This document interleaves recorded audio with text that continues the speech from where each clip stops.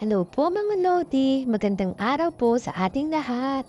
Ayan, papakita ko lang po sa inyo ang aking halaman kasi po napakaganda po ng kanyang mga bulaklak. Ang kulay po ng bulaklak niya ay purple. Ayan, at ang pangalan po ng halaman na yan ay Mexican Petunia. Ayan po ang kanyang pangalan. Tingnan niyo po ang kanyang mga bulaklak. Violet na violet po ang kanyang mga kulay. Ang ganda-ganda pong tingnan sa umaga. Ayan, nakakawala po ng stress kapag nakita niyo pong nakabuka ang kanilang mga bulaklak. Ayan, ang ganda po nilang tingnan, di po ba? Maganda po, nakahilera sila dyan.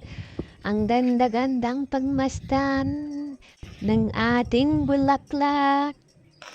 Madali lang po niyong patubuin, madali lang po yung itanim. Putulin niyo lang po yung kanilang dulo, tapos po ibabad niyo po sa tubig at magkakaugat. Tapos ilagay niyo po sa lupa. Ayan, tutubo na po siya agad. Kahit hindi niyo po ibabad, i-direct niyo po sa lupa. Tutubo rin po yan. Pero mas maganda na rin po yung merong ugat bago niyo itanim. Para sigurado pong mabubuhay sila. Ayan. Gusto po nila sa arawan. Pagka may araw po, gustong-gusto nila na mungkadkad po ang kanilang mga bulaklak. Ayan po ang ating bulaklak. Mexican Petunia.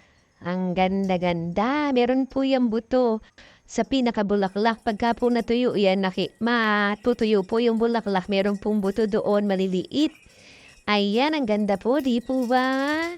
Thank you po for watching. Sana po nagustuhan niyo ang aking halaman na Mexican Petunia. Ayan.